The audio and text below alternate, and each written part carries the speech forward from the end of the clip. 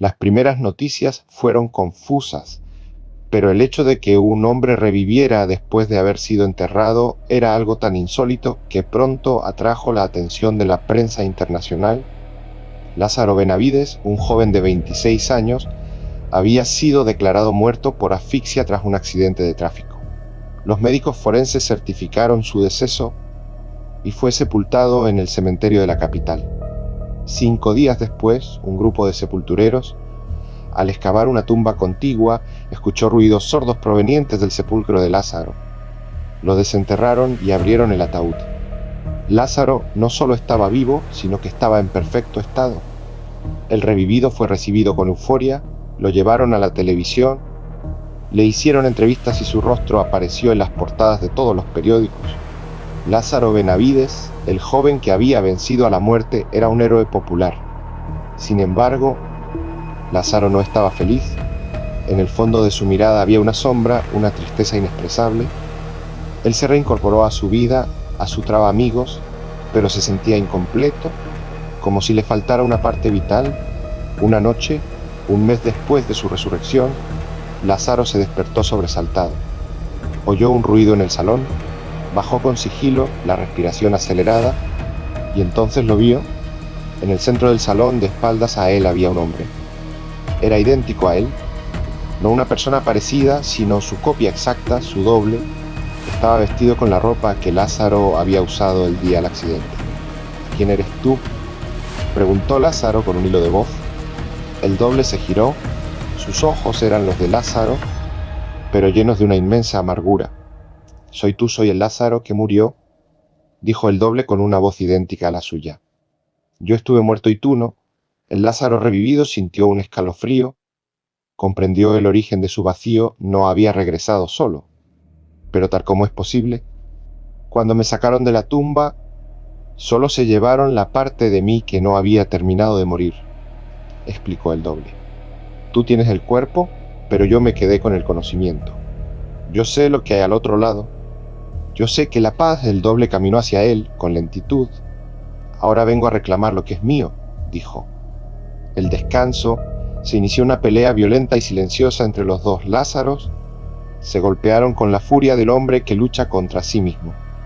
El revivido, impulsado por el instinto de supervivencia, intentó defenderse, pero el doble era más fuerte, más determinado, con la fuerza de quien solo busca la paz eterna. Lázaro, el originario, al suelo exhausto. Su doble se detuvo él triunfante. Te llevaré a mi lugar, te daré mi paz, dijo el doble. Y en ese instante el Lázaro revivido tuvo una visión, una oscuridad absoluta, una calma inmensa, la promesa de no sentir dolor jamás, y se dio cuenta de que lo deseaba. Él no era un héroe, era solo un hombre que había vuelto a la vida sin pedirlo y ahora se sentía condenado a la existencia. El doble de Lázaro se agachó y le dio un beso en la frente. A la mañana siguiente, la policía encontró el cuerpo de Lázaro Benavides en el cementerio. Estaba tendido boca arriba sobre la lápida de su propia tumba, con el rostro en paz. Había muerto por asfixia, pero en su rostro no había terror, sino una felicidad profunda y serena.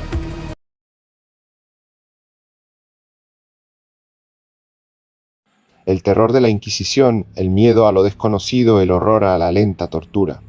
Yo era prisionero en Toledo. Las sentencias me han caído como un rayo, la sensación de desmayo, la ceguera y al despertar, la oscuridad más absoluta. Mis captores no buscaban una muerte rápida, sino la agonía psicológica. Me encontré en una celda amplia, circular de piedra helada.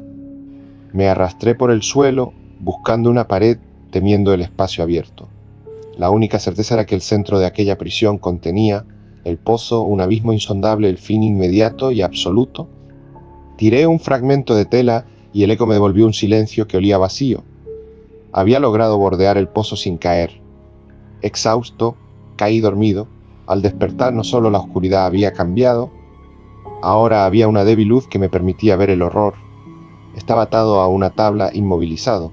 Sobre mí en el techo había una gigantesca figura oscilante, un péndulo. No era un péndulo de reloj, era una enorme cuchilla de acero, brillante con una forma de media luna que se balanceaba de un lado a otro, y lentamente, implacablemente descendía al principio, El movimiento me pareció imperceptible, pero hora tras hora, el silbido de la cuchilla, el brillo del metal, me recordaban que la muerte venía a buscarme. Era un suplicio lento, diseñado para la desesperación. El filo, descendiendo unos pocos centímetros cada hora, cortaría mi cuerpo justo sobre el corazón. El péndulo se acercó tanto que sentí el aire frío de su paso. La tela de mi túnica ya estaba desgarrada. Mis captores me habían dejado un plato de comida junto a la cabeza carne mohosa. Una salvación inesperada se manifestó. Cientos de ratas, atraídas por el olor, en un instante de lucidez, froté la carne mohosa sobre las correas que me sujetaban, dejando el cebo entre los nudos. Las ratas, hambrientas y frenéticas, ignoraron la carne y corrieron a roer la única barrera que las separaba de su alimento, las correas de cuero. El dolor de sus pequeños dientes sobre mi piel era terrible, pero el plan funcionó. Las correas cedieron. Salté justo cuando el péndulo hizo su último y fatal descenso, cortando el aire donde mi pecho había estado un segundo antes.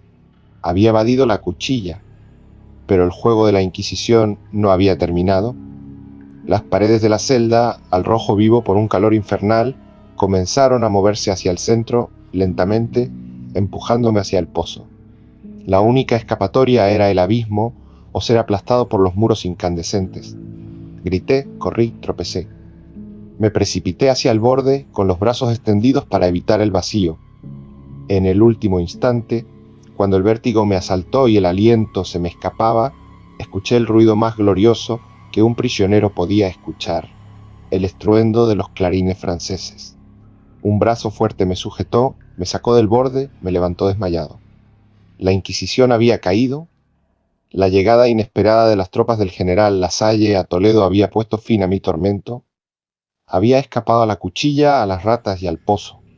Había escapado de la muerte en el último latido del tiempo.